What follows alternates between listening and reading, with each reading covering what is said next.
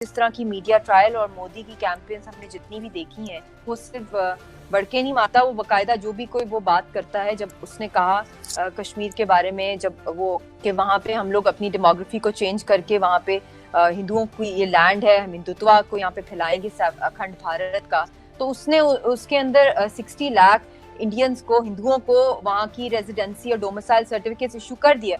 अब अगले 1 साल में वो एक मेजॉरिटी में तब्दील हो जाएंगे। मुझे भारतीय तरक्की भी नजर आती है, मुझे दूसरे ममालिक की तरक्की भी नजर आती है।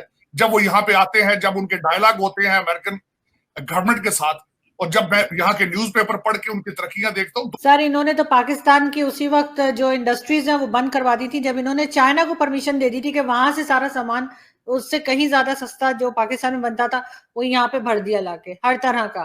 तो हमारे यहाँ की फैक्ट्रीज तो वैसे ही बंद हो गई। तो फिर अब धड़ चाइनीज वापस जा रहे हैं। बहुत बड़ी तादाद में चाइनीज पाकिस्तान को छोड़कर वापस जा रहे हैं। जो उनके लैंग्वेज सेंटर्स बने हुए थे, 5-6 बंद कर दिए, वो भी वापस जा रहे हैं।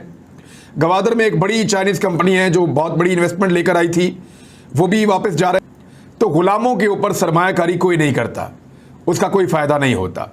बहुत बड़ी तादाद में चाइनीज पाकिस्तान को छोड़कर वापस जा रहे हैं।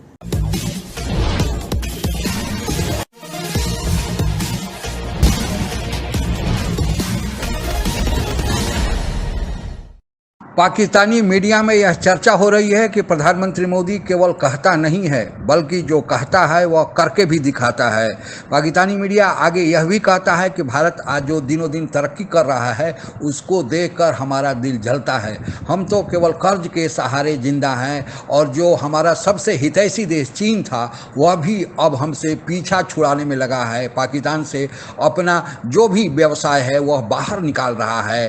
क्या है असल माजरा, आइए आगे समझते हैं। जिस तरह की मीडिया ट्रायल और मोदी की कैंपेन्स हमने जितनी भी देखी हैं, वो सिर्फ बड़के नहीं मारता, वो बकायदा जो भी कोई वो बात करता है। जब उसने कहा कश्मीर के बारे में, जब वो कि वहाँ पे हम लोग अपनी डेमोग्राफी को चेंज करके वहाँ पे हिंदुओं की ये लैंड है, हम हिंदुत्व को यहाँ पे फैलाएंगे अखंड भारत का, तो उसने उसके अंदर 60 लाख इंडियंस को, हिंदुओं को वहाँ की रेजिडेंसी और डोमिसाइल सर्टिफिकेट इशू कर दिया।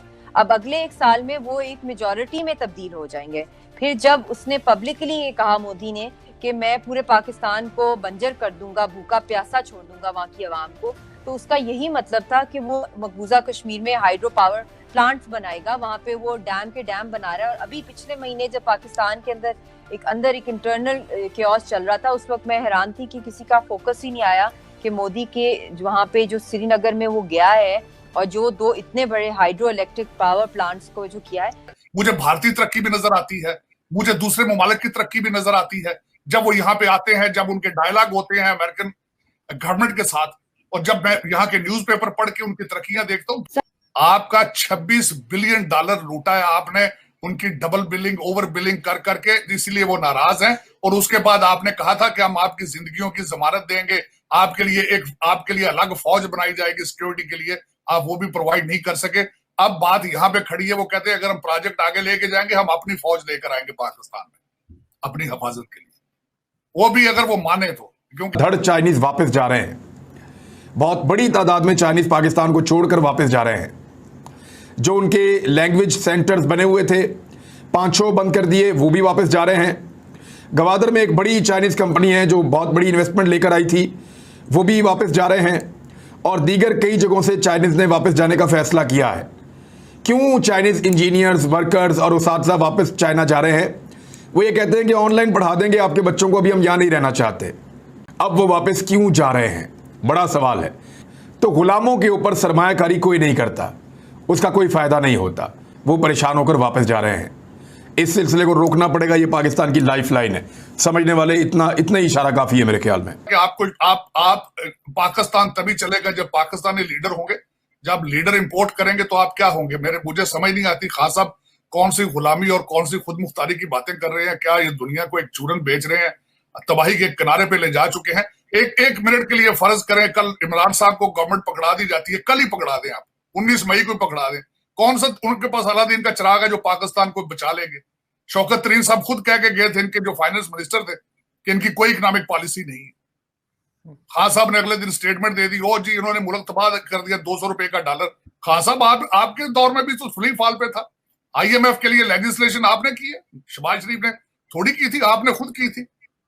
लेकिन ये कि पाकिस्तान दर हकीकत में, मैं ये एक आखिरी क्वेश्चन ये करूंगा आरजू आपसे, किसी पार्टी के पास कोई इकोनॉमिक प्लान है कि एक्सपोर्ट किस तरह बढ़ानी है और इंपोर्ट किस तरह कम करनी है? किसी के पास कोई है कि पाकिस्तान में इंडस्ट्रियल रेवोल्यूशन किस तरह लाना है? किसी के पास प्लान मौजूद है कि IT की तालीम बच्चों को किस तरह देनी है? मामला सिर्फ सिक्योरिटी का नहीं है। सिक्योरिटी के मामला तो पहले भी रहे हैं, पहले भी चाइना के ऊपर, चाइनीज लोगों के ऊपर पाकिस्तान में हमले होते रहे हैं, बड़े खौफनाक हमले होते रहे हैं। सर्कमस्टांसेस जो मैंने आपको सारे बताए हैं, जब केयास होता है सोसाइटी के अंदर तो दो चीजें होती है, डाके खुले पड़ते हैं क्योंकि पूछने वाला कोई नहीं होता। राजभर को वही हालात है, आपकी ब्यूरोक्रेसी मायूस है और उनको जो उनमें से ब्यूरोक्रेसी के गंदे अंडे में खुल के तबाही फेर रहे हैं, आपकी रिश्वतों के और रेट लग रहे हैं, बिक रही हैं चीजें, लेकिन मार खा किसी को कोई एहसास नहीं है। मैं हैरान हूं इस बात पे कि कोई किसी के माथे पे बली नहीं, किसी को कोई तशवीश नहीं है, सब चैन के साथ बैठे हैं, लूट रहे हैं, खा रहे हैं। मेरा मकसद है कि ऊपर आपके गिद्दें फिर रही हैं, कब्बे फिर रहे हैं आपके ऊपर, आप इतने कमजोर हो चुके हैं। आप जंगबंदी, एक छोटी सी ऑर्गेनाइजेशन TTP, तहरीके तालिबान पाकिस्तान, आप उनके साथ आप उनको तावान दे रहे हैं, उनकी मिन्नतें कर रहे हैं कि जंगबंदी एक्सटेंड कर दें, हमें ये कर दें। कभी कितनी कमजोर आप सोचें सही कि आपकी स्टेट कितनी कमजोर हो, लेकिन आग जलाने के लिए। भारत से पाकिस्तान की तुलना करना बेमानी है, क्योंकि दोनों देशों के बीच आज इतना फासला बढ़ गया है कि पाकिस्तान भारत के मुकाबले कहीं टिकता ही नहीं, पसगे के बराबर भी नहीं है। लेकिन पाकिस्तानी मीडिया गाहे बगाहे पाकिस्तान के बारे में चर्चा करते समय भारत का नाम ले लेता है। अब पाकिस्तानी मीडिया को भी एहसास होने लगा है कि भारत आज इतना आगे बढ़ चुका है, ऊपर पहुंच चुका है कि पाकिस्तान चाहकर भी भारत के निकट तक भी नहीं पहुंच सकता। भारत जहां एक और विश्व की तीसरी बड़ी अर्थव्यवस्था अमेरिका और चीन के बाद बनने की ओर अग्रसर है, वहीं पाकिस्तान $1-1 बिलियन के लिए दरवाजे दरवाजे घूम रहा है, देशों से गुहार लगा रहा है, लेकिन आज कोई मदद करने वाला भी नहीं। पाकिस्तानी मीडिया यह सवाल पूछ रहा है, या इतिहास में अगर झांक कर देखे तो यह सवाल आपके मन में भी आएगा कि आखिर क्या कारण है कि पाकिस्तान की यह दुर्गति हुई? क्या पाकिस्तान भारत से अलग हुआ उसी समय से यह दुर्गति हुई, या बाद के दिनों में हुई?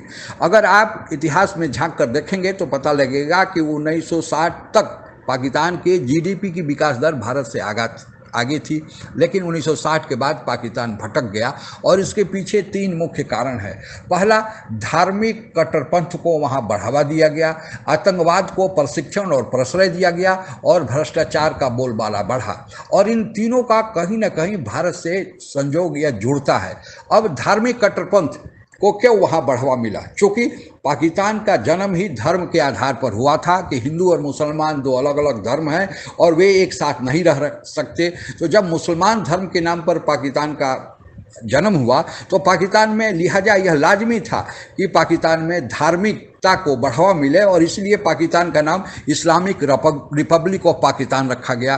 तो इसी कारण वहाँ पर धर्म का बोलबाला वहाँ पाकिस्तान में बढ़ा, और अब धार्मिक जो बोलबाला है वह धार्मिक कट्टरपंथ के रूप धारण करते जा रहा है। दूसरा, आतंकवाद को प्रशिक्षण और प्रश्रय देने का कारण तब उठा जब भारत से 4 युद्ध लड़कर पाकिस्तान जब टिक नहीं पाया, तो फिर वह आतंकवादियों को पनपाकर प्रशिक्षण देकर भारत में भेजने का काम शुरू किया, और वह आज भी जारी है, वह जम्मू कश्मीर में कर रहा है।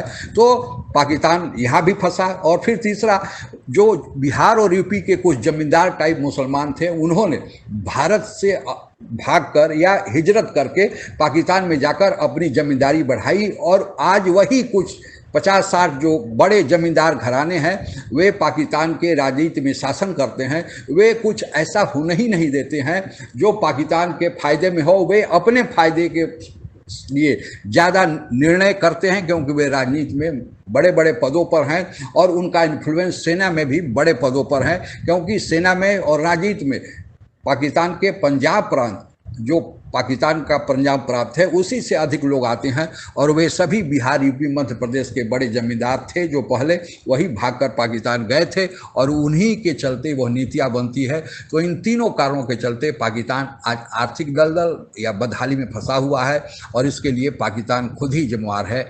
आज के लिए बस इतना ही। जय हिंद। आप अगर हमसे जुड़ा रहना चाहते हैं तो कृपया मेरे चैनल को सब्सक्राइब करें तथा बेल आइकन भी दबा दें ताकि नई वीडियो की जानकारी तुरंत आप तक पहुंच जाए। धन्यवाद। जय हिंद।